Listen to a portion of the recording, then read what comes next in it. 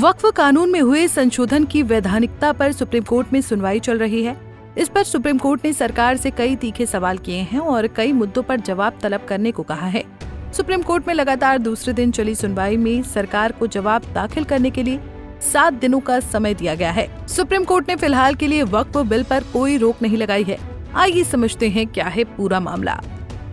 दरअसल supreme court में वक्फ कानून में हुए संशोधन को लेकर चर्चा चल रही है। इस पर कोर्ट में हुई सुनवाई में वक्फ बिल पर सुप्रीम कोर्ट ने कहा है कि इस कानून की स्थिति यथावत रखी जाएगी। हालांकि इस पर किसी भी प्रकार के स्टे से कोर्ट ने इनकार किया है। कोर्ट ने साफ कहा है कि इस बिल को रोकने की कोई वजह नहीं है।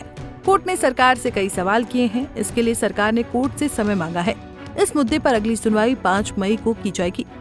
कोर्ट ने वक्फ बोर्ड में किसी भी प्रकार की नियुक्तियों को लेकर रोक लगाई है। सरकार बोर्ड में अधिकारियों की नियुक्तियां नहीं कर सकती है, लेकिन सरकार संपत्तियों के मामले में निर्णय लेने के लिए आजाद है। बता दें कि कोर्ट में सारा मामला वक्फ बाय यूजर को लेकर अटका है। इस पर कोर्ट ने सरकार से जवाब तलब करने को कहा है। हालांकि सरकार ने इस मामले पर चिंता जताई है, लेकिन कोर्ट ने किसी भी संपत्ति को डी नोटिफाई करने पर रोक लगा दी है। ऐसे में सवाल ये भी उठ रहा है कि वक्फ बाय यूजर आखिर है क्या। वक्फ बाय यूजर का प्रावधान वक्फ बिल में है। इसका मतलब होता है कि अगर कोई अपनी इच्छा से किसी संपत्ति को अल्लाह के नाम कर देता है, वो चाहता है इस संपत्ति का इस्तेमाल गरीबों के लिए होना चाहिए। इस संपत्ति पर अस्पताल, घर और स्कूल कुछ भी बनाया जा सकता है जिससे जरूरतमंदों को लाभ मिले। इस दौरान ऐसा व्यक्ति जिसने ये संपत्ति का मालिकाना हक वक्फ को दिया है, वो अभी भी इसका इस्तेमाल कर रहा है। वक्फ बाय यूजर में किसी भी व्यक्ति को अपनी संपत्ति को वक्फ के नाम पर स्थानांतरित करने का अधिकार था, जिसमें किसी भी व्यक्ति को इस संपत्ति को वक्फ करने के लिए रजिस्ट्रेशन करने और लिखित रूप से देने की कोई जरूरत नहीं होती थी। लेकिन अब इस कानून में बदलाव हुए हैं। सरकार को इस विषय में शिकायत है कि इसका दुरुपयोग कर वक्फ लोगों की जमीनों को हथिया रहा है। इसका कोई आधिकारिक रिकॉर्ड नहीं होने के कारण इस मामले में अक्सर वक्फ के पास अधिक शक्तियाँ रहती थी, लेकिन अब इस पर नकेल कसने के लिए काम किया गया है। बता दें कि वक्फ बोर्ड के पास 8.72 लाख एकड़ जमीन है।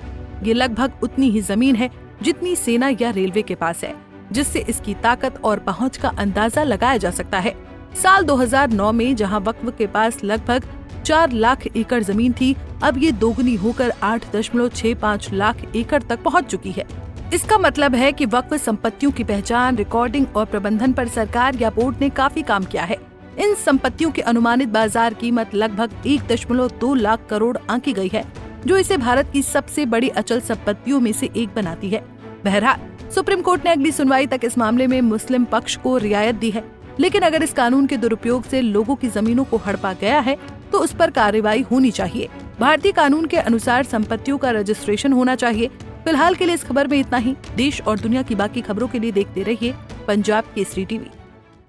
हमसे जुड़े रहने के लिए हमारे YouTube चैनल को सब्सक्राइब करें और नई वीडियो की नोटिफिकेशन के लिए बेल आइकॉन को दबाएं।